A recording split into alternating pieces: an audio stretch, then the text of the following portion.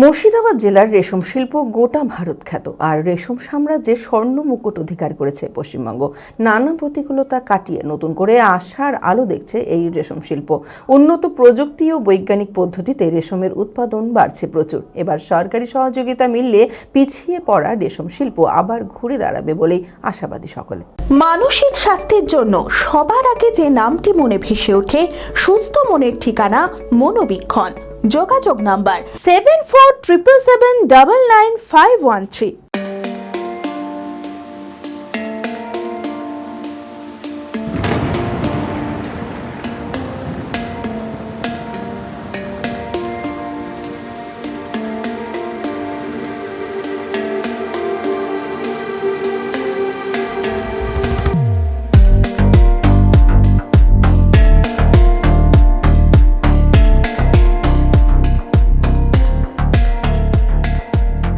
মুর্শিদাবাদ জেলার রেশম শিল্প গোটা ভারত খ্যাত।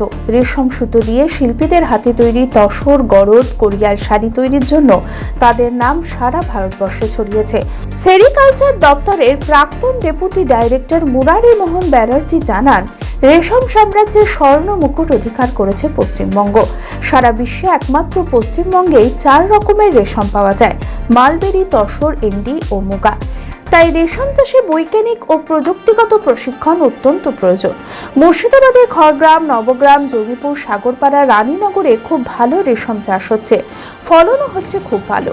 উন্নত মানের গুটি পাওয়া যাচ্ছে, বাজার দর ভালো থাকায় অত্যন্ত লাভবান হচ্ছে চাষিরা। এখন রেশম যে জিনিসটা, সেটার কিন্তু ব্যবহার, রেশম বস্ত্রের ব্যবহার কিন্তু আগের তুলনায় অনেক বেড়ে গেছে। এখন রেশম বস্ত্রের যে বিপণন, তার কিন্তু অনেক রকমভাবে উৎকর্ষ সাধনের মাধ্যমে এই রেশম বস্ত্র অনেক জায়গাতে, অনেক দেশে পৌঁছে যাচ্ছে, যা ভারতীয় এবং পশ্চিমবঙ্গ রাজ্যের।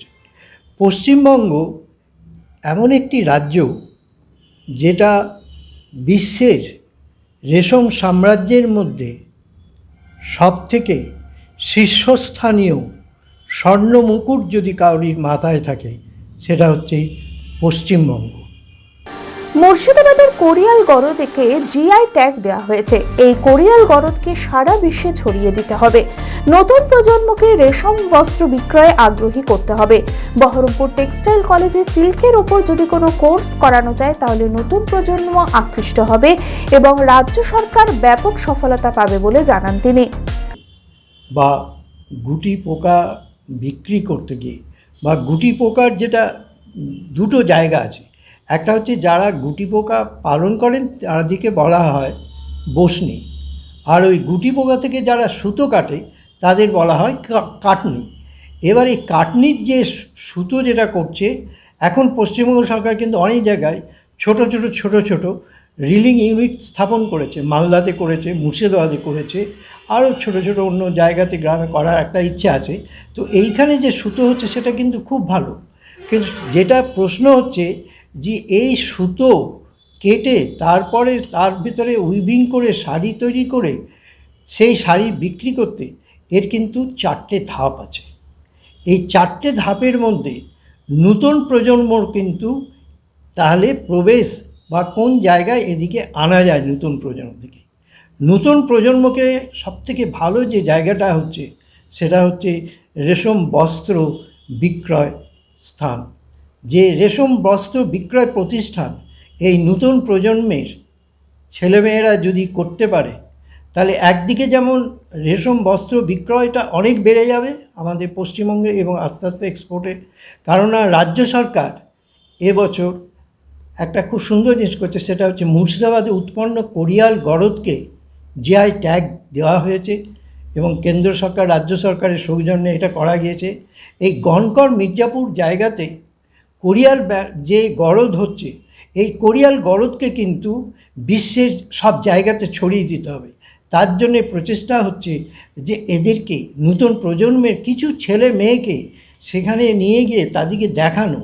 আমরা খুব বলতে খুব ভালো লাগছে যে আমাদের পশ্চিমবঙ্গে দুটো টেক্সটাইল কলেজ আছে, একটি শ্রীরামপুরে, একটা বহরমপুরে। এই টেক্সটাইল কলেজে যদি সেই রকম পাঠ্যসূচি করা যায় যে সিল্কের ওপরে, এছাড়া সেন্ট্রাল সেরিকালচার রিসার্চ স্টেশন যেটা বহরমপুরে আছে, তাদের যে প্রযুক্তিগত উৎকর্ষতা এবং শিক্ষা দীক্ষা বৈজ্ঞানিক চেতনা, তাদের যদি একটা মিশ্রণ করে যদি একটি পড়াশোনা করার মতো একটা কোর্স করা যায়, এবং সেই কোর্স সিল্ক বেসড হতে হবে, এবং এরা যদি আজকে বিপণনে এগিয়ে চলে আসতে পারে নতুন প্রজন্ম, তাহলে কিন্তু একটা বিশাল বড় সাফল্য পশ্চিমবঙ্গ সরকার দেখতে পাবে বা পশ্চিমবঙ্গবাসী দেখতে পাবে। বর্তমানে ফ্যাশন ডিজাইনের মধ্যে দিয়ে রেশম বস্ত্রের নতুন নতুন ডিজাইন তৈরি করা হচ্ছে। তসরে যদি আরও নতুন নতুন ডিজাইন আনা যায় তাহলে বাজারে আরও চাহিদা বাড়বে। রেশম শিল্প পরিবেশ বান্ধব, কোনোভাবেই দূষণ ছড়ায় না। সকলকে সাদরে এই রেশম শিল্প গ্রহণ করা উচিত। স্কুল কলেজে রেশম চাষ বা সিল্কের উপর পাঠ্যক্রম করা উচিত। নতুন নতুন প্রযুক্তির মাধ্যমে এই রেশম শিল্পের উন্নয়নে প্রচার করা উচিত, এমনটাই জানালেন মুরারি মোহন ব্যানার্জি। উন্নয়নে তিনটে জিনিস খুব বেশি প্রয়োজন হয়। এক হচ্ছে সরকারি সহযোগিতা, যে জায়গায় হচ্ছে সেই সামাজিক মান্যতা বা জনসমাবেশ বা জনজাগরণের জনগণের একটা ইচ্ছা।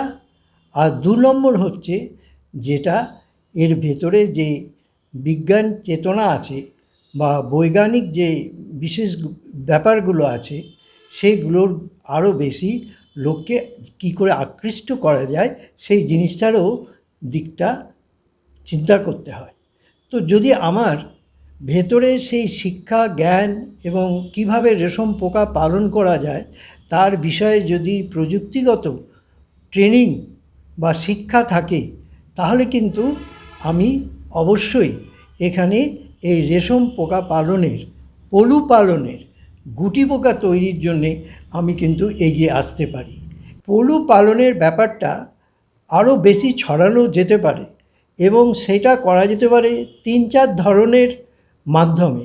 একটা হচ্ছে মহিলা সংগঠন তৈরি করা, এবং যেসব চাষিরা এটা করতে চাইছে তারা যদি তাদের জমিতে যদি না জায়গা হয় বা হয়তো পলু পালনের ঘর বড় হয়েছে কিন্তু তার সেই মতো পলু পালন করতে গেলে জমিতে পাতা নেই, তাহলে সেখানে আমি বলবো যে পাতার জন্যে আমাদের গ্রামে গ্রামে প্রত্যেকটা জায়গাতে অনেক স্কুল আছে।